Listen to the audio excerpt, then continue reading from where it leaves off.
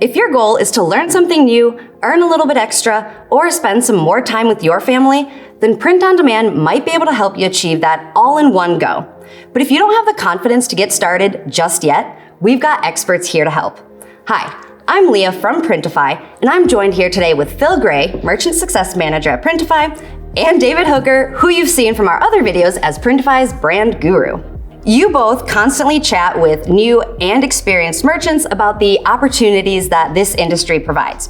I know I hear a lot about the freedom that POD gives people. So, David, is this something that you've come across in your conversations as well? Yeah, absolutely. We're seeing a lot of interest in print on demand at the moment across lots of different age groups and demographics.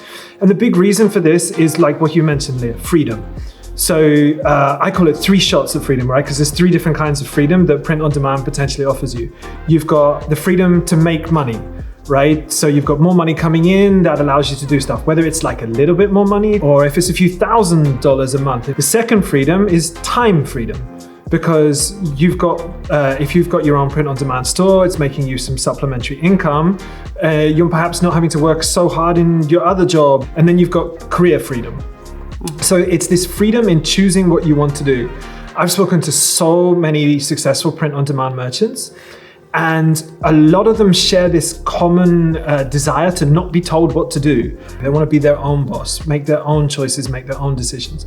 So yeah, absolutely. 3 different ways to get some level of freedom makes print-on-demand really compelling. Those are 3 really interesting points. So Phil, when you opened up your shop, what was it for you?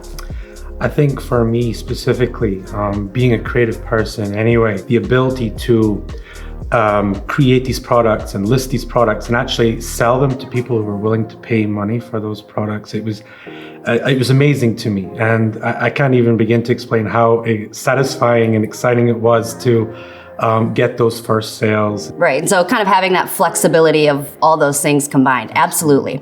And so there's this idea that if something doesn't happen right away, then it's too risky to get started. So what advice would you give, Phil, when you hear something like that? Well, I think really the only thing that people risk in the beginning is their time. You know, I think the ability to, start your own business with 0 capital up front, I think it's a unique opportunity that you can't find anywhere else in the industry. I always compare our successful merchants to pro athletes. You know, you've got the absolute elite athletes at the very top, and then you got the recreational, participants at the bottom, obviously, and they do it for fun or to, keep fit. And basically, there are hundreds of different levels in between. And I purely believe that the level of success you get out of it is completely determined by how much time you put into it, basically. That's a really cool analogy. I totally agree. One of the key things I would say is that when you look at across all of our merchants across the whole platform, the ones that succeed are the ones that, like Phil said, put the time in, do the experimentation, try different things. So if you do that, you are far more likely to have success. You'll get that first sale. You'll see more stuff coming in. I imagine, David, that you hear this quite a bit too. How do you approach this? Yeah, you'd be surprised of how many of the merchants I speak to that they've had to wait a few months for their first initial success. We have some merchants who are super successful now, turning over thousands of dollars, who for the first 3, 4, even 6 months didn't make any money. Right, and Phil spoke earlier about that like little rush you get when your first sale comes in. You've just got to stick with it. And also, I just want to say that like when you're choosing to do print on demand, you're probably putting it up against other side hustle options, right? What really makes print on demand great is that you don't need a degree, you don't need a driving license, you don't need some kind of cash to pay for a course up front. So when you measure print on demand against other alternatives for making extra money, it really is one of the least amounts of risk that you're going to put into anything to make your extra money.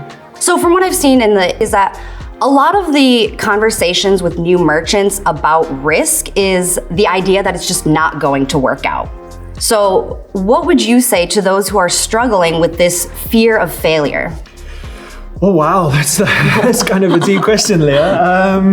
I think we all have that fear of failure. My big answer to that, not just in print on demand, but pretty much anything you do in life, is if you don't try, you're definitely not going to succeed. I think the biggest piece of advice that I can give is,